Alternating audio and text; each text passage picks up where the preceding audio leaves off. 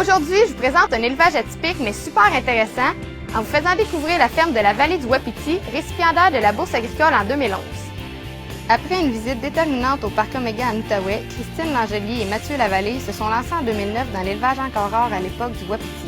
Ils voyaient en la production de cette viande rouge et maigre un avenir reluisant sur le marché québécois. Mon père avait des terres.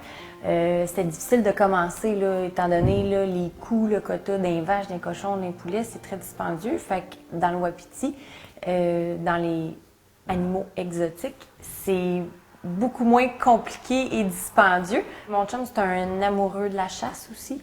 Il adore les animaux là, sauvages du Québec. Fait que c'est pour ça aussi qu'il y a eu comme une attirance là, pour cet élevage-là. Il y a une demande pour l'agriculture marginale. Il va toujours avoir des gens qui vont aimer manger des produits plus, en parenthèse, si tu veux, écologiques, exotiques. Donc, il va arriver tôt des nouvelles cultures. On a commencé au début, on n'avait seulement que 2, puis c'était clôturé quasiment comme une petite fermette là, qui a 2-3 moutons avec un cochon, puis il a fallu vraiment s'en départir le lendemain parce que c'était trop petit, les animaux se garochaient dans les clôtures. Puis après, on a greffé un système de contention, des bâtiments, un centre d'interprétation. Ça s'est fait... Paris, c'est pas construit en une journée, bien c'est ça. Ça s'est fait sur plusieurs années. Ils sont maintenant propriétaires d'un cheptel de 80 têtes qui est toujours en expansion. En plus de vendre eux-mêmes et distribuer les produits de leur ferme, ils ont décidé d'en faire un centre d'interprétation du Wapiti pour que les jeunes puissent voir de plus près ce magnifique et imposant cervidé, dont la taille est plus près d'un orignal que d'un chevreuil. Elle amène une vitalité, je pense, à Saint-Bernard-de-Michauville. C'est super intéressant de voir les Wapitis se promener sur son terrain quand on passe en automobile. Ça amène quelque chose de très différent, c'est vivant.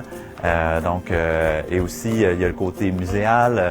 Donc, elle veut faire découvrir sa production. Donc, puis c'est une viande aussi très intéressante. Donc, je pense que c'est un super beau projet. Quand est-ce que vous avez reçu la Bourse agricole à Saint-Hyacinthe? On l'a reçu en 2011. Donc, c'est vraiment là qu'on a reçu notre premier prix et que ça nous a comme donné un coup de pouce pour notre envol. C'est vraiment là que ça a comme décollé super bien avec tous les médias, les entrevues. Ce qui est important, c'est que ces jeunes-là se démarquent, soient innovateurs.